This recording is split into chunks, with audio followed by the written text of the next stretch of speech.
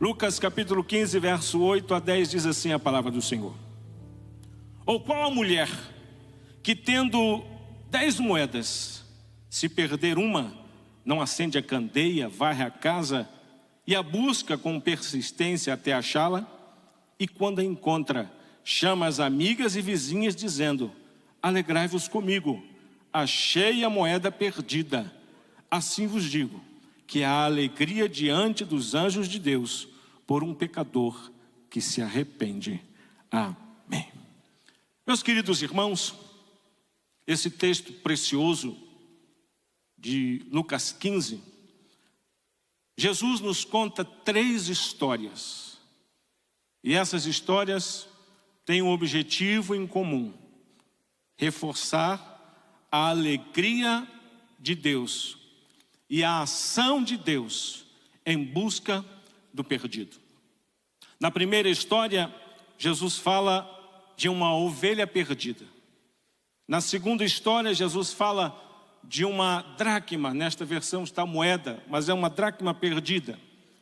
E na terceira história, Jesus fala de um filho que abandonou o pai, um filho perdido. Na primeira história, Deus é personificado, tipificado pela figura do pastor que deixa as 99 no deserto e vai buscar a ovelha perdida. No caso da dracma perdida, Deus é representado pela mulher que busca a dracma dentro de casa. E na terceira história, Deus é tipificado pelo pai que recebe o filho arrependido. Na primeira história, era uma ovelha em 100. Na segunda história, era uma dracma em 10. E na terceira história, era um filho em 2. 1 em 100, 1%. 1 em 10, 10%. 1 em 2, 50%. Mas para alcançar a mim e a você, Deus deu 100%. Ele deu seu Filho unigênito, para que todo aquele que nele crê não pereça, mas tenha a vida eterna. Na primeira história, a ovelha sabia que estava perdida, mas não sabia como voltar. Na segunda história, a dracma estava perdida, mas não tinha conhecimento.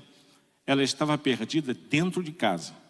E na terceira história, o filho sabia que estava perdido e sabia como voltar. Jesus, meus queridos irmãos, era especialista em contar histórias do dia a dia, histórias comuns, e através destas histórias nos ensinar verdades espirituais profundas. Jesus conta a história de um pastor, de uma mulher que cuida de casa, de um pai que recebe um filho. E através disso, ele nos ensina verdades espirituais profundas. Seguindo nesta linha, eu quero propor aos irmãos aprender com esta história que Jesus contou sobre como nós devemos cuidar da nossa casa espiritual, da nossa vida, do nosso coração e da nossa mente. Olhando para o exemplo desta mulher que perde algo, e quando ela perde algo dentro de casa, ela para organizar, ela para limpar, ela para executar algumas ações na sua própria casa. O texto diz que ela vai acender uma candeia, varrer a casa e buscar com persistência até achar aquilo que havia se perdido. Meus queridos irmãos, olhando para este exemplo desta mulher que cuida da sua casa, existem coisas na nossa vida que nós devemos aprender a jogar fora. Outras nós devemos aprender a limpar. E um terceiro grupo, nós devemos aprender a guardar. Existem coisas que nós precisamos jogar fora da nossa vida, da nossa mente e do nosso coração. Entre elas estão as mágoas, os ressentimentos e a raiz de amargura. Isto são coisas que nós devemos tirar da nossa vida, que nós devemos limpar. As mágoas são as dores, são aquilo que nos traz sofrimento. Muitas vezes são humilhações, ou são palavras, no sentido exato da palavra, palavras malditas, ou palavras que trouxeram tristeza, dor e machucou. E talvez você esteja aqui nessa noite magoado, entristecido com alguém, talvez até alguém que esteja aqui, ou alguém que está no seu trabalho, ou na sua escola, ou na sua rua, ou na sua família, alguém que te magoou profundamente, e você está sofrendo com isto. E você precisa que nos ressentimos, nós vamos sentir a dor, a tristeza, de como se estivéssemos sendo humilhados naquele momento. E existe uma característica importante que você deve saber sobre a nossa memória.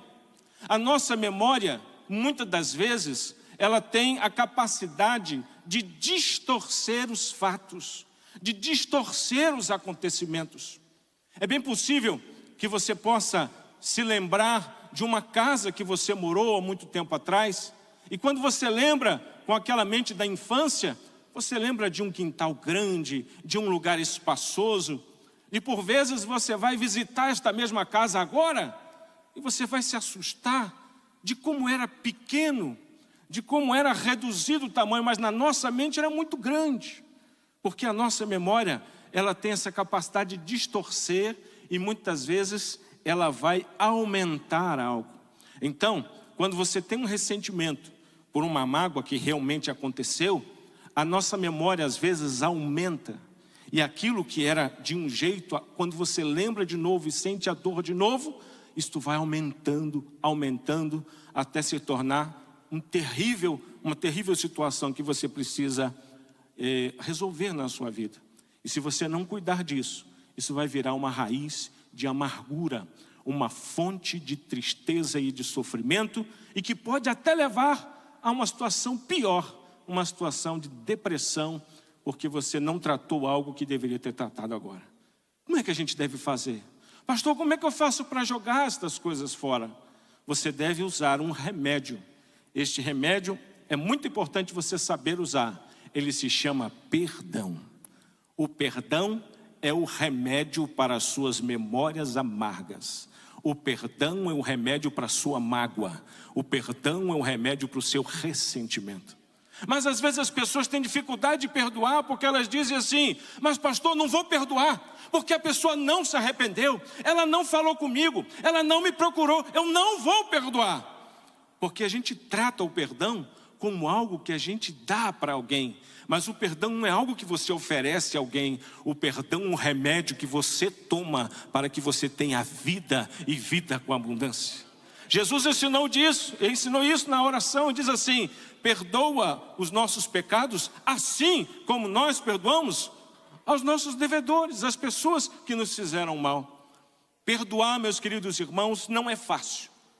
Perdoar é um grande desafio, mas é um processo.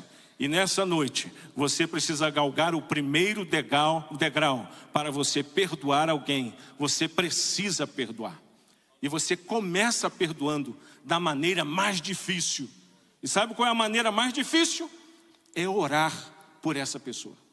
E como é difícil orar por alguém que te fez mal e que te machucou. Porque a nossa vontade de orar é falar assim: Jesus, pega ele. Mas Jesus, amassa ele, Jesus, Não é isso que a Bíblia diz. A Bíblia diz: abençoai aos que vos perseguem, abençoai e não amaldiçoeis. Aí você tem que começar, é duro. Aí você fala assim: Jesus, abençoa ele, Jesus. Abençoa ele. E conforme você vai orando, o Espírito Santo vai tratando o seu coração. E o bálsamo vai descendo no seu coração. E você vai tratando esta mágoa. E você vai tratando o ressentimento. E você vai tratando essa raiz de amargura. E Jesus vai te curando. E você vai aprendendo a amar esta pessoa. Amar do ponto de vista bíblico. Porque amar da Bíblia não é gostar. Gostar é uma coisa e amar é outra.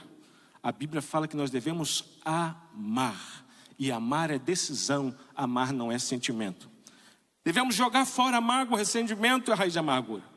Mas existem outras coisas que nós devemos jogar fora também. É a contenda. Contenda é briga. E meus queridos irmãos, nós não fomos chamados para a briga, nós somos filhos da paz. Nós somos bem-aventurados, nós somos pacificadores, nós somos moderadores, e sobre nós há um Espírito, e esse Espírito é o Espírito da mansidão. E tem muita gente querendo arrumar briga por aí. Tem muita gente dizendo assim: olha, eu dou um boi para não entrar numa briga, mas 10 para não sair. Não, você não precisa ser assim. Você é de Jesus, e Jesus é diferente, e nós temos que viver da mesma forma que Jesus viveu. Não somos de briga, não somos da contenda, não. Nós somos da paz. Nós somos daqueles que foram chamados por Jesus. Ah, pastor, mas está me fazendo mal. Fique tranquilo. Não se defenda. Pastor, como é que é isso? Não se defenda. Porque se você se defender, Deus vai deixar você. Quer se defender? Pode se defender. Mas se você não se defender, quem te defende é o Deus que está no céu. Quem te defende é Ele. Ele toma causa. E quando Ele toma causa, Ele é perfeito, Ele é justo, Ele é correto. E Ele vai entrar com providência. Não se defenda. Nada de contenda. Nada de ira. Que é coisa que a gente tem que jogar fora. E o que é a ira? Raiva não resolvida. A Bíblia diz: não se deixe pôr o sol sobre a vossa ira. Ou seja, resolva o problema, resolva a questão, mas não deixe a raiva tomar conta. Esse é o tipo de coisa que a gente deve jogar fora. Coisas que precisamos jogar fora para limpar a nossa vida espiritual. A segunda etapa, meus queridos irmãos, é que por vezes, como esta mulher começou a varrer a casa, ela começou a limpar a sua casa. E nós precisamos limpar a nossa vida das coisas ruins que nós podemos ter feito contra Deus ou contra alguém. Nós devemos limpar a nossa vida do pecado, tirar o pecado fora. Em Marcos capítulo 7, no verso de número 20 a 23, Jesus nos dá uma lista de pecados que a gente deve varrer para fora da nossa casa. Olha essa lista. Jesus dizia: o que sai do homem é o que o contamina, pois do interior do coração dos homens saem os maus pensamentos, os adultérios, as prostituições, os homicídios, os furtos, a avareza, as maldades, o engano, os desejos incontroláveis, a inveja, a blasfêmia, a soberba e a loucura. Todos esses males procedem de dentro e contaminam o homem. Esta é uma lista que a gente tem que manter longe da nossa vida, do nosso coração. Manter longe toda mentira, manter longe todo insulto, manter longe toda maledicência. Quer ficar falando mal dos outros? Não fique falando mal de ninguém. Se você não tem nada de bom para falar para essa pessoa, não fala nada. Mas se mantenha livre deste pecado tão terrível que é a maledicência. Tinha uma irmãzinha na igreja, e ela não falava mal de ninguém. E todo mundo ficava provocando ela não falava mal de ninguém. Até que alguém perguntou para ela assim: e o diabo? E ela olhou e falou assim: ele é muito persistente. Nem do diabo a irmã falou mal.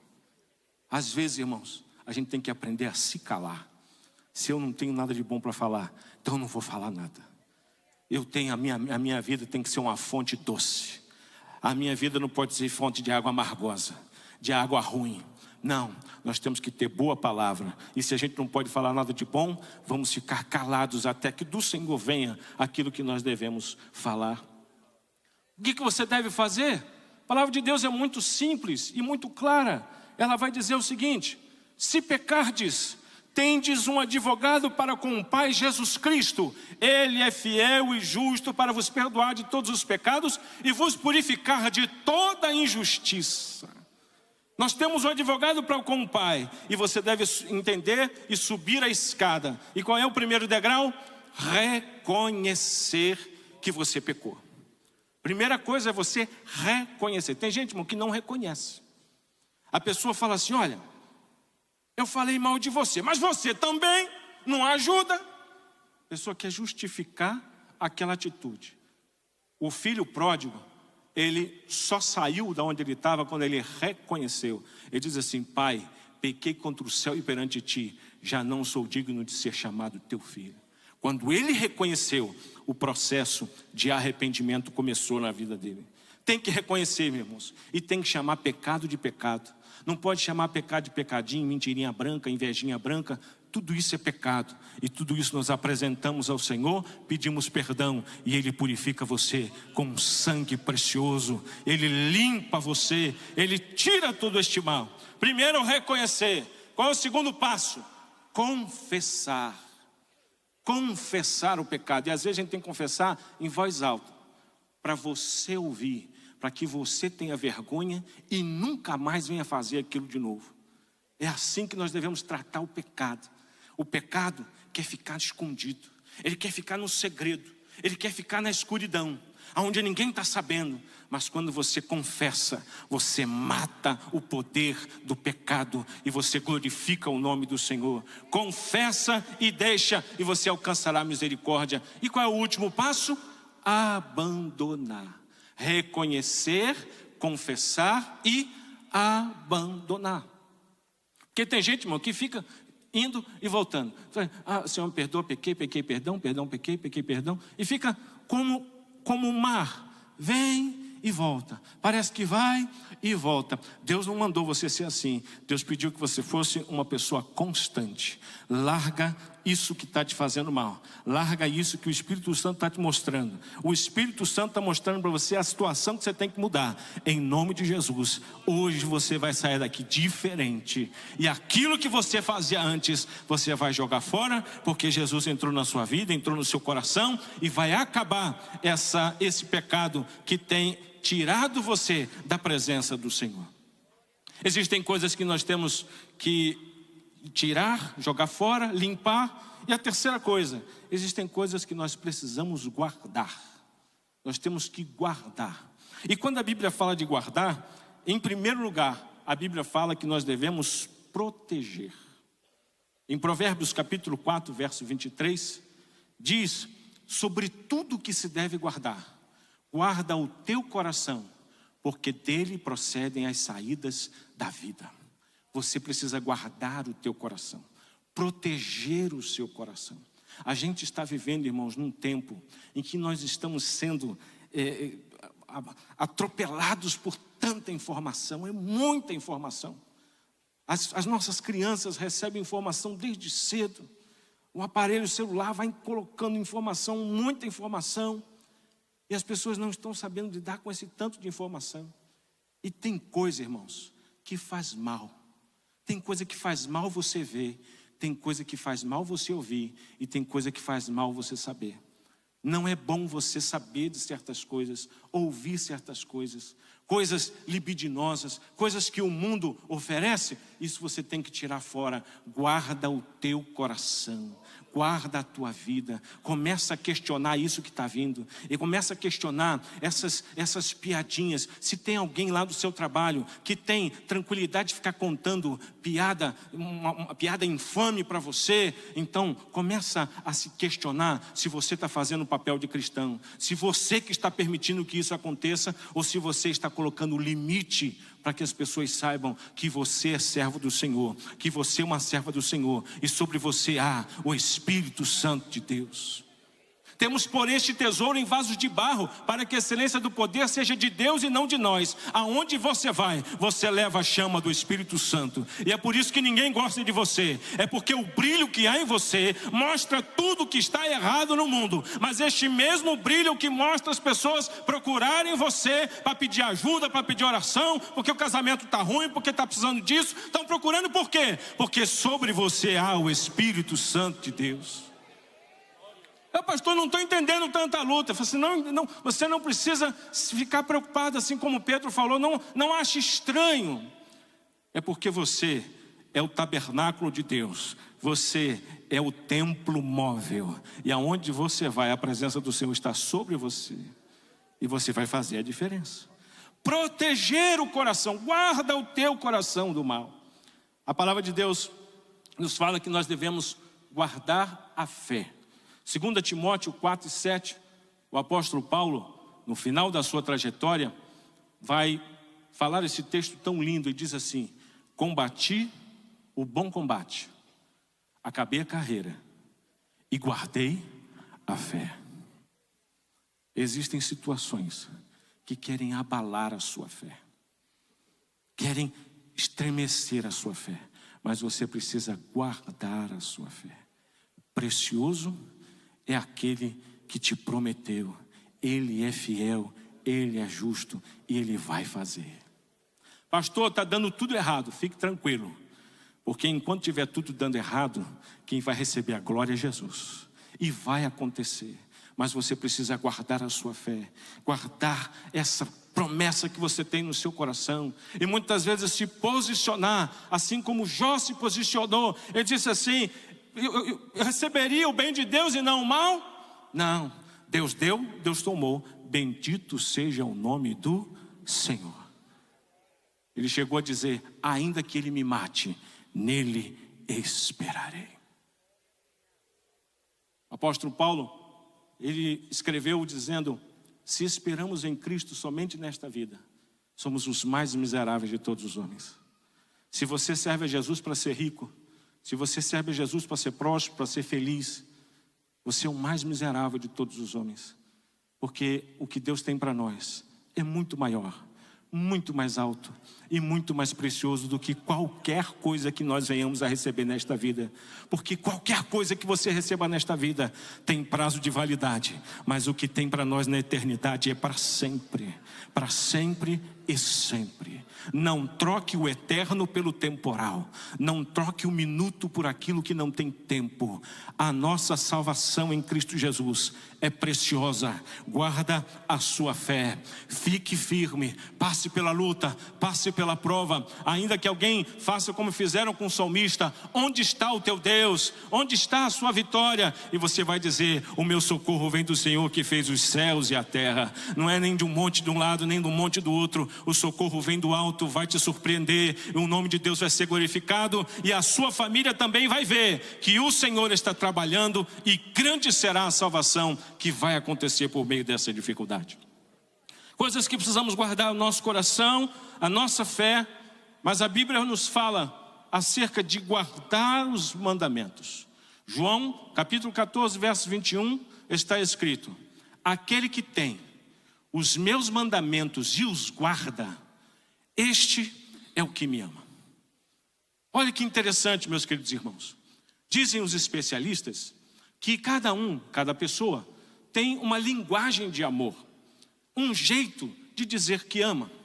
Um é o presente, a pessoa diz que ama dando presentes. O outro é através de palavras. O outro é através de serviço. Um é através de tempo. E o outro é através de toque. A gente que gosta de abraçar, de ficar pegando em você, é a pessoa que está dizendo que está te amando, né? E às vezes a gente fica meio incomodado que a pessoa fica pegando toda vez na gente assim. Mas é que a linguagem de amor dessa pessoa é o toque. Deus tem uma linguagem de amor. E o nome da linguagem de amor de Deus é obedecer. Obedecer a Deus significa amar a Deus. Quando você obedece a Deus, quando você obedece a palavra do Senhor, quando você faz aquilo que Deus mandou você fazer, então você está declarando o seu amor para Deus. Guardar a palavra significa obedecer, porque saber e não fazer ainda não é saber.